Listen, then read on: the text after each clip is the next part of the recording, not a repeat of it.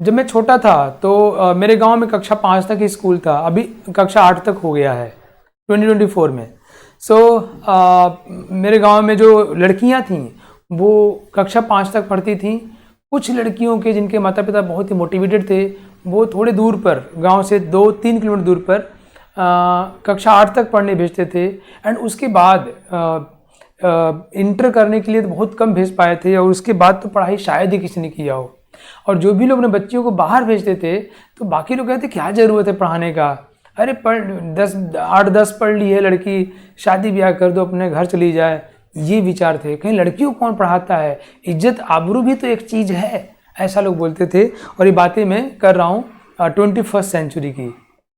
क्या आप सोच सकते हैं कि 19वीं शताब्दी में, मतलब 1848 में, 1850 में कोई लड़कियों को पढ़ाने के लिए दुनिया से लड़ाई लड़ रहा हो, गर्ल्स स्कूल खोल रहा हो, विधवा, जहाँ विधवाओं के लिए समाज में कोई स्थान नहीं बचता था, लोग उसको अपशकुन की तरह दिखते थे, वैसी विधवाओं को आश्रय प्रोवाइड कर रहा हो, उनके अधिकारों की बात कर रहा हो, उनकी फिर से शादी करवा रहा हो, विधवाओं से पैदा हुए कुछ बच्चे, उन बच्चों के लिए वो आश्रय खोले हों, उन बच्चों को कोई अडॉप्ट कर रहा हो।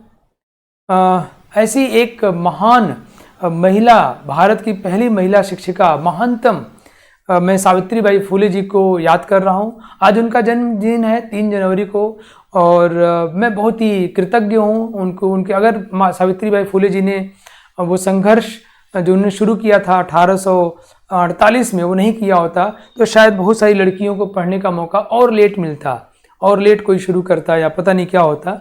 तो मैं उनको पहले तो प्रणाम करता हूँ, और उनके जन्मदिन पर ये प्रोग्राम कर रहा हूँ। मैं बताऊँ, मैं खुद बड़ा आश्चर्यचकित रहता हूँ, मैं किताबें पढ़ता हूँ, मुझे इसका नॉलेज नहीं था सावित्रीबाई फुले जी के विषय में। पता नहीं क्यों नहीं था, मुझे कभी किसी ने बताया नहीं। बाद में मेरे गांव के एक खलियारी जगह है सोनभद्र में, वहाँ के एक जोखन मौसा जी हैं, मेरे घर आए थे, वो किताबें पढ़ते हैं, मुझसे बोले सावित्रीबाई फुले जी को जानते हैं आप? मैं कहा नहीं। तो कह रहे कैसे नहीं जानते आप? मुझे बताने लगे। मैं आश्चर्यचकित था, मैं कैसे नहीं जानता हूँ। तो मैं सोचता हूँ शायद और मेरी तरह बहुत सारे बच्चे होंगे मेरी एज के, जो, मैं IIT से बीटेक किया हूँ, तो ऐसे ही कई बच्चे IITian होंगे, MBBS होंगे, जिनको नहीं पता होगा।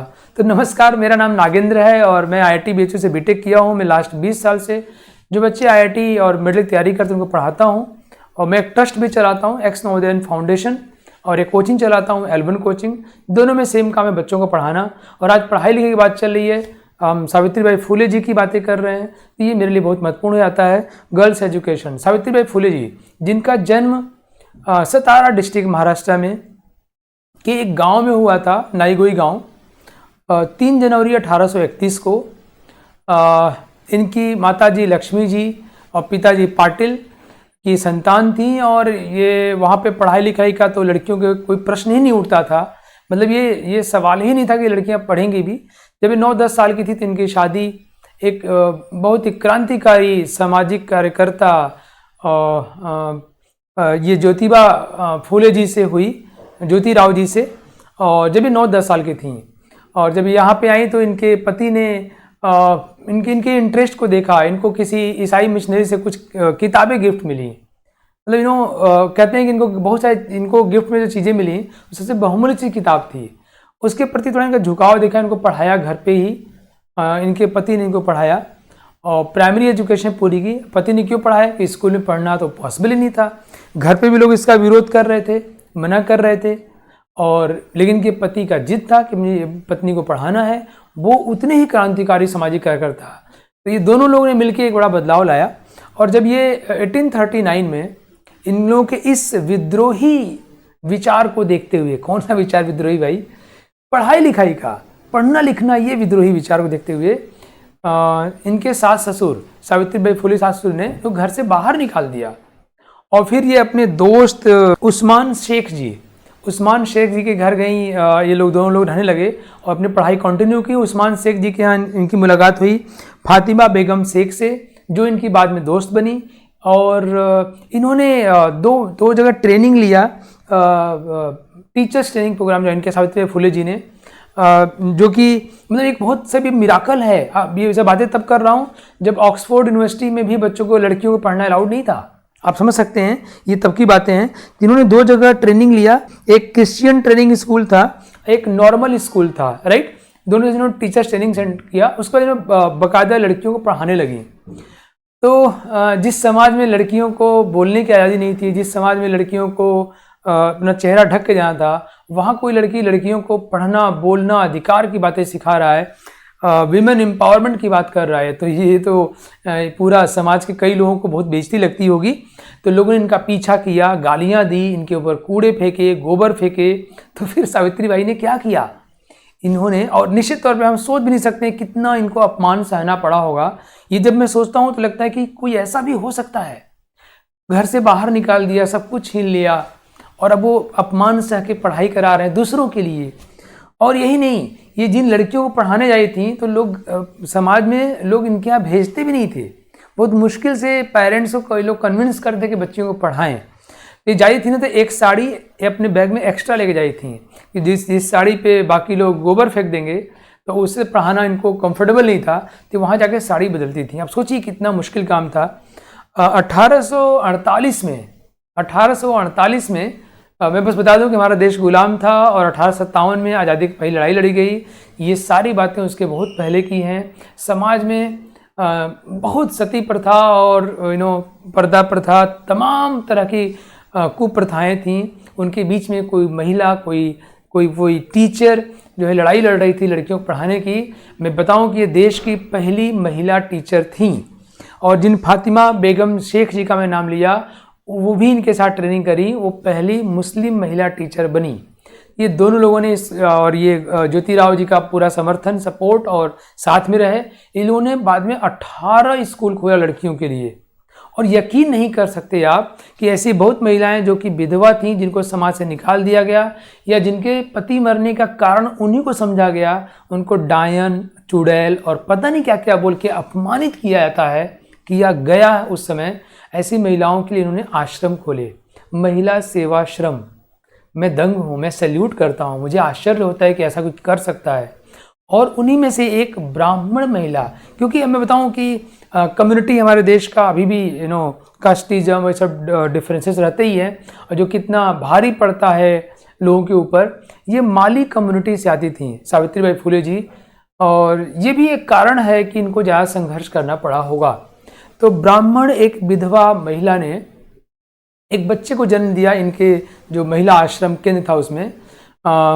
तो उस यशवंत राव, तो उस बच्चे की शादी नहीं हो रही थी। जब वो बड़ा हुआ तो शादी, कोई अपनी लड़की उसको देने को तैयार ही नहीं था, क्योंकि वो तो विधवा का बेटा था, तो अपशकुन है, वो गड़बड़ है। तो उसको उसकी शादी हो, इसलिए सावित्रीबाई फुले एंड ज्योतिबा फुले जी ने उस बच्चे को गोद लिया। और यही नहीं, इससे आगे बढ़ के इन्होंने जो लड़कियों की छोटी उम्र में, इनकी खुद की शायद 9-10 साल में हो गई थी, तो बाकी बाल विवाह पे इन्होंने रोक लगाया, कास्टिज्म खिलाफ इन्होंने लड़ाई लड़ी, जाति प्रथा की इन्होंने कहा कि समाज के लिए घातक है। मैं भी एक इंटरव्यू पढ़ रहा था जो कि 1853 में 1853 में ज्योतिराव फुले जी ने एक अंग्रेज को दिया था। वो इतना ज़्यादा सशक्त है, प्रभावशाली है, और आज के ज़माने, आज के समय के लिए भी इतना सही है कि अगर उसको वैसे ही छाप दिया जाए और लिखा जाए कि 3 जनवरी 2024 की बात है, तो लगेगा हाँ ये तो सही है। उसमें लिखा है कि अगर हम देश का प्रगति चाहते हैं, समाज का विकास चाहते हैं, घर का विकास चाहते हैं, तो सबसे पहले उनको लड़कियों को पढ़ाना पड़ेगा। तो उन्होंने गर्ल्स स्कूल शुरू किया, और इन लोगों ने मिलकर 18 गर्ल्स स्कूल चलाया। 18। इन लोगों को गर्ल्स स्कूल चलाने के लोग जगह नहीं दे रहे थे, लेकिन कहते हैं ना, अगर आपके पास दिल में आग है, आपके जज्बाती हैं आप, और आप सही इंटेंट रखते हैं, दुनिया कोई ताकत आपको रोक नहीं सकती। और इसके लिए हमें किसी और के उदाहरण की ज़रूरत नहीं है, जब हमारे पास सावित्रीबाई फुले जी हैं। तो सावित्रीबाई फुले जी इससे आगे बढ़ के जो लोग बीमार रहते थे, जो लोग कोई परेशानी से त्रस्त हैं, उनके लिए भी उन्होंने आश्रम बनाया, उनकी हेल्प करती थी। इनकी मृत्यु भी इसी तरह से हुई। 1897 में प्लेग फैला हुआ था, 3rd वेव था प्लेग का, वॉज वेरी डेंजरस। लोग अपने लोगों को भी छोड़ दे रहे थे, और शहर से दूर उनके लिए कोई आश्रय बनाया था वहाँ रहने के लिए। सावित्रीबाई फुले जी को मालूम चला कि एक सज्जन है, उनका बेटा प्लेग से ग्रसित है और उसको उन्होंने कहीं बाहर शहर से दूर उसको रहने के लिए कैद कर दिया है। ये भाग के वहाँ गई और उसको लेके आई, उसको हॉस्पिटलाइज कराई। मैं फिर याद दिलाऊं कि प्लेग से पूरा गांव साफ हो जाया था।